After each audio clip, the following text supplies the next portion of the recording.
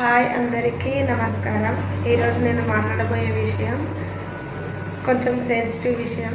నేను ఎవరిని తప్పు పట్టడానికి, ఎవరిని కించపరచడానికి ఈ వీడియో చేయట్లేదు. నా అనుభవాలు, నా అవమానాలు మీతో పంచుకోవడానికి మాత్రమే వీడియో చేస్తున్నాను.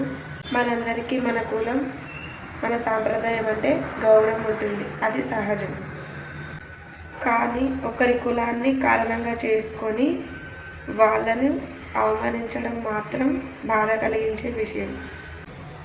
ఒకరి కులాన్ని తప్పుగా పిలవడం, ఎగతాళి చేయడం, తక్కువగా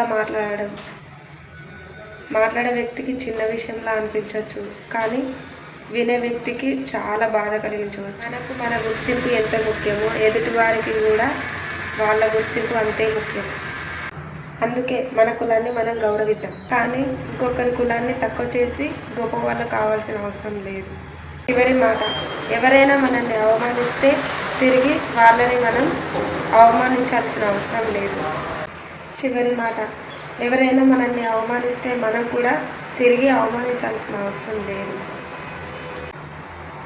మన సమాధానం మన ప్రవర్తనలో ఉండాలి. కులం వేరైనా మనిషితనం ఒక్కటే.